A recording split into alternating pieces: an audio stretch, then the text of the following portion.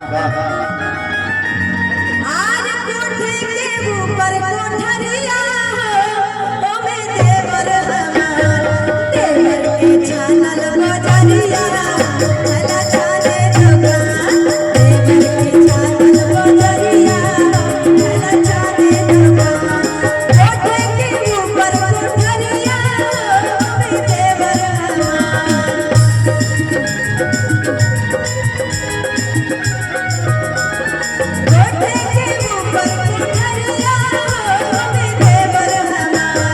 देवर के चानल बजरिया चला चले दुकान देवर के चानल बजरिया चला चले दुकान धोखेबाज हो वादा करके भूल जाते हो धोखेबाज हो वादा करके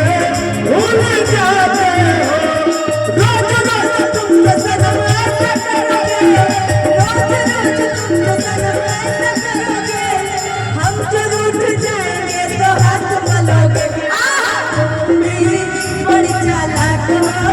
मुस्कुरा के दिल बहलाते हो जलाते हो, मुस्कुरा के दिल जलाते हो।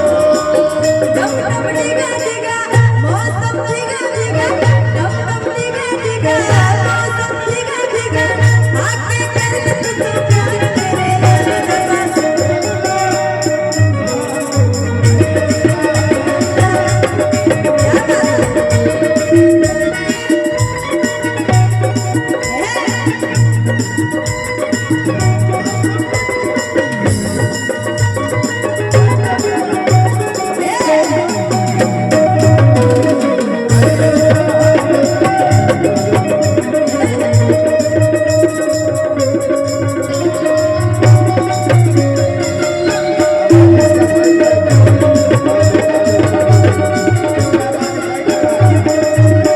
बस अब यहाँ आदेश है कि सिर्फ गारी गीत हो रहरी के तीन पत्ता हो गारिये बस गारिये पसंद है क्या नाम बताया आप बताइए संजय यादव संजय यादव। अच्छा उन्हीं के पीछे क्यों पड़े हैं आप पूर्वांचल के ठेकेदार इसलिए गाली दिलवा रहे हैं बस ठेकेदार को हम लोग ठेकेदार बना लेते हैं। अरे उनको अच्छा लगता है, अच्छा बात नहीं, गाड़ी अच्छा लगता है उनको तो सुनवाइए। आज की सूट बूट पहनाला से हीरो न कहई बाए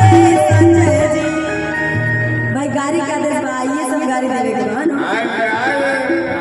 स्वागत है। आज सूट बूट पहनाला से हीरो न कहई बाए संजय जी कहाँ गए आ जाइए निर्जांगा लोग, आ जाइए सादा सादा सुनाई आ जाइए। आप कहीं पे कहई बाए संजय जी आ जाइए सभी लोग रहने में अच्छा लगेगा अरे सूट बूट पहनला सही न कहई बाए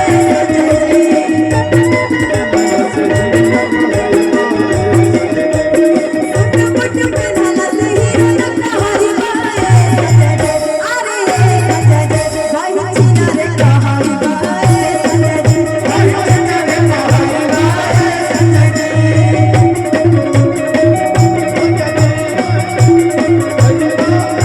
सूट बूट पहनला सही न कहई बाए संजय जी सूट बूट पहनला सही न कहई बाए अरे भाई चीना रे कहई बाए संजय जी भाई चोर कहई बाए संजय जी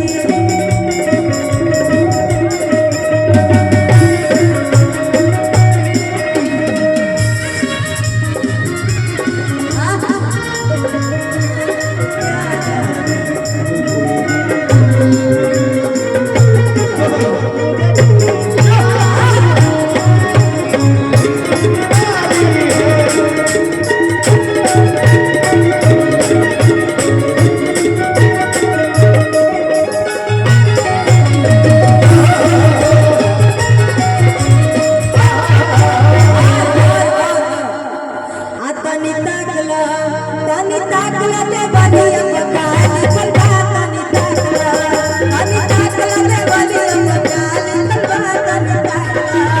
इता बार निकल बा हो तो मार निकल बा इता बार निकल बा हो तो मार निकल बा इनका बस्ती के तोड़ मदार निकल बा